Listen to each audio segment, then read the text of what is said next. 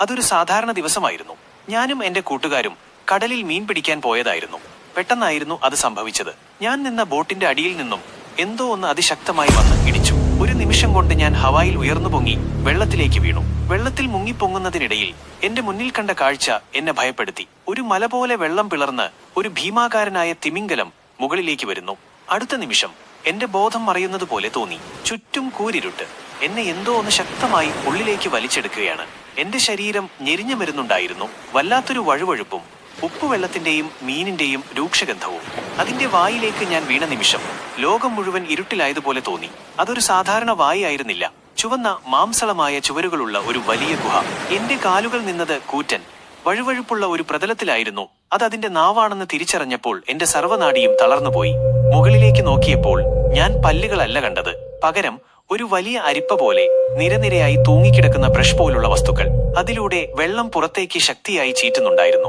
പുറത്തെ നേരിയ വെളിച്ചം അതിനിടയിലൂടെ അരിച്ചിറങ്ങിയതുകൊണ്ടാണ് എനിക്കിത് കാണാൻ കഴിഞ്ഞത്. വല്ലാത്തൊരു മീൻചൂരയും കടലിന്റെ ഉപ്പുരസവും എന്റെ തലച്ചോറിലേക്ക് തുളച്ചു കയറി.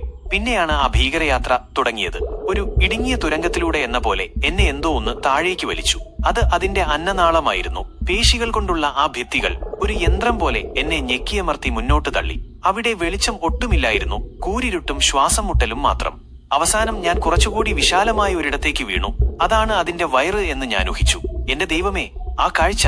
അതൊരു ജീവനുള്ള ശവപ്പറമ്പ് പോലെയായിരുന്നു. പകുതി ദഹിച്ച മീനുകളുടെയും കണവകളുടെയും ഒരു കൂമ്പാരത്തിലേക്കാണ് ഞാൻ ചെന്നുപെട്ടത്. ചില മീനുകൾക്ക് അപ്പോഴും ജീവനുണ്ടായിരുന്നു.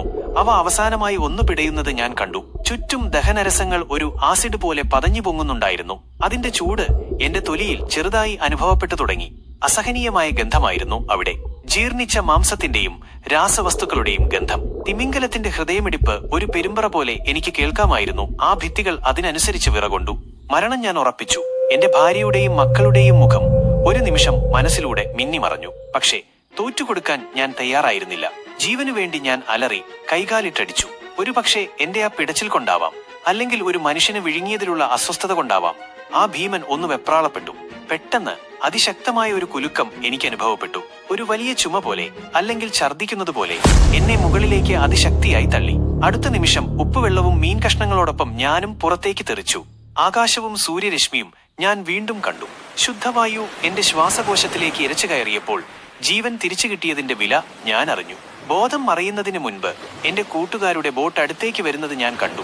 അവർ എന്നെ രക്ഷപ്പെടുത്തി കരയിലെത്തിക്കുമ്പോൾ എല്ലാവരും അത്ഭുതത്തോടെ എന്നെ നോക്കുകയായിരുന്നു. ഈ കഥയും എന്റെ അനുഭവവും നിങ്ങൾക്ക് ഇഷ്ടപ്പെട്ടെങ്കിൽ ദയവായി ഈ വീഡിയോ ലൈക്ക് ചെയ്യാനും എന്റെ ചാനൽ സബ്സ്ക്രൈബ് ചെയ്യാനും മറക്കരുത്.